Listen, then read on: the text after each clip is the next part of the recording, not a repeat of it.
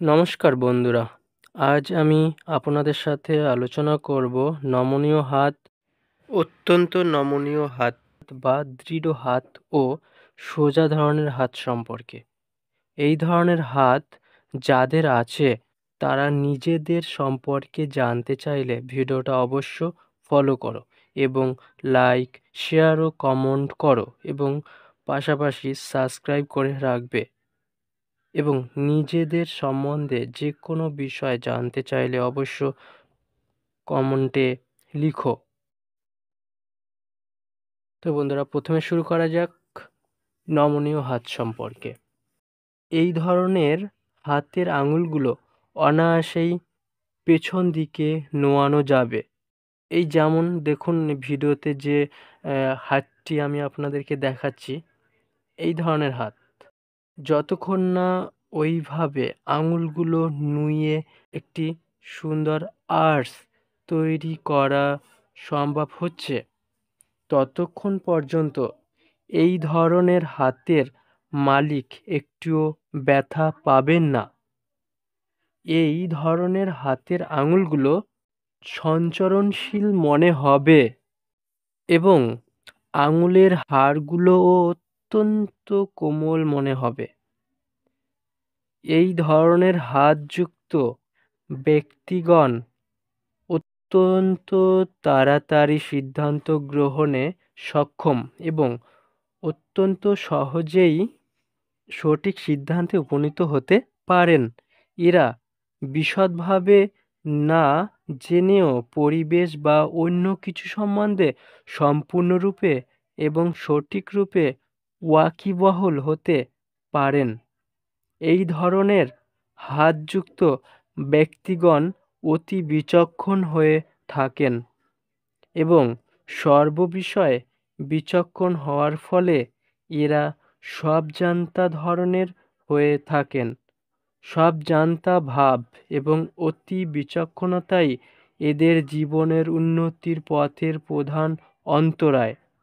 কারণ সব কিছু ব্যাপারে সহজেই এরা দক্ষ হতে পারেন বলে কোনো বিষয় ব্যাপারকে বা পেশাকে আঁকড়ে ধরে থাকতে পারেন না।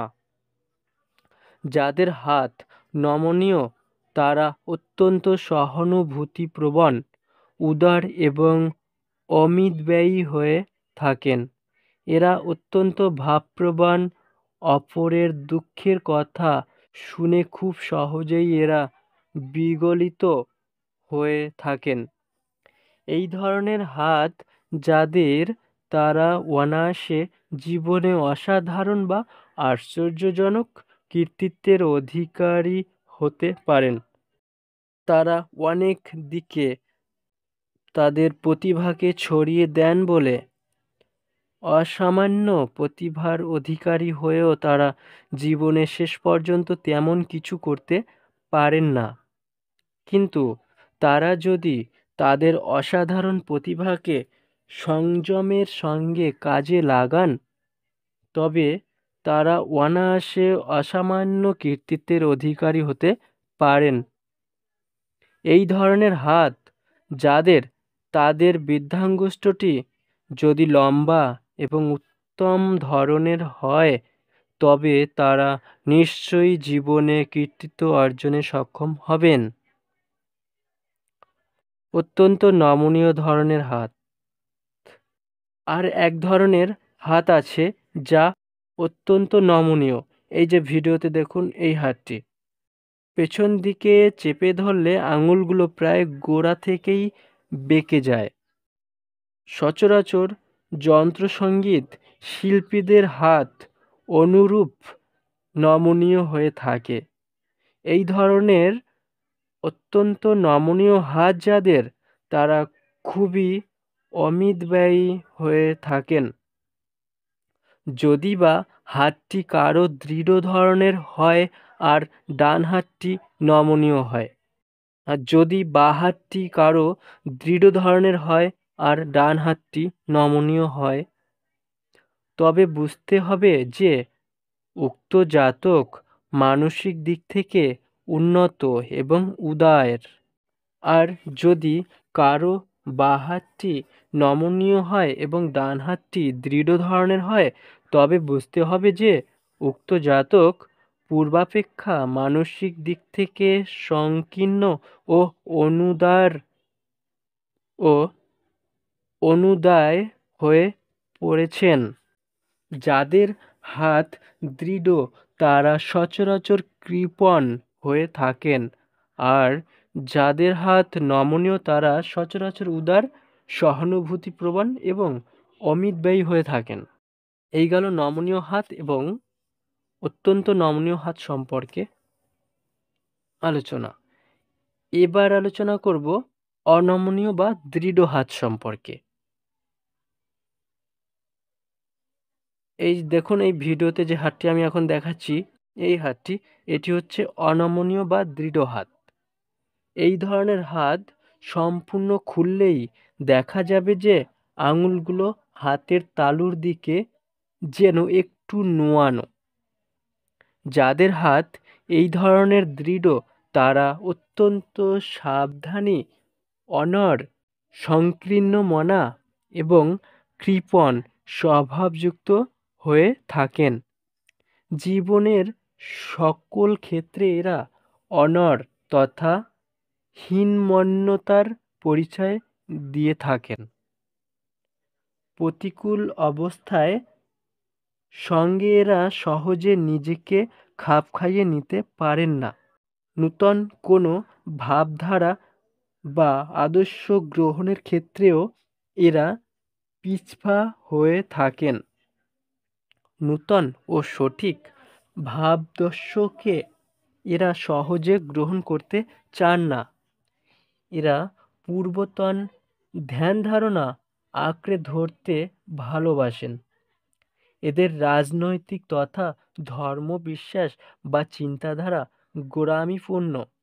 এরা নূতনতর যুক্তি বা চিন্তাধারায় বিশ্বাস করেন না। এরা সংকীর্ণমনা বলেই সচরাচর অনুদার হয়ে থাকেন। এরা সঠিক কায়িক পরিশ্রমের কাজে কৃতিত্ব অর্জনে সক্ষম হয়ে থাকেন। এরা নিজেদের আত্মাকেও কষ্ট দেন এবং অর্থ সঞ্চয়ের জন্য তৎপর হয়ে থাকেন। এরা সচরাচর কৃপণ হয়ে থাকেন এবং এদের চিন্তাধারা কেবলমাত্র সংকীর্ণ গণ্ডির মধ্যেই ঘুরপাক খেতে থাকে। এরা অবশ্য কম কথা বলেন এবং গোপন কোনো বিষয় গোপন রাখতে হলে এদের ওপর অনায়াসে আস্থা স্থাপন করা চলে। এবার আমি আপনাদের সঙ্গে আলোচনা করব সোজা ধরনের হাত সম্পর্কে। এই দেখুন, এই ভিডিওতে আমি যে হাতটি এখন দেখাচ্ছি, এই হাতটি, এটি হলো সোজা ধরনের হাত। এই ধরনের হাতগুলো পেছন দিক নুয়ে দিয়ে ছেড়ে দিলে দেখা যায় যে আঙুল ঠিক সোজা হয়ে দাঁড়িয়ে রয়েছে। এ ধরনের হাত খুব চাপ দিলেও পেছনের দিকে আঙুলগুলো তেমন নোয়ানো যাবে না। কেবলমাত্র সামান্য একটু নোয়ানো সম্ভব হতে পারে।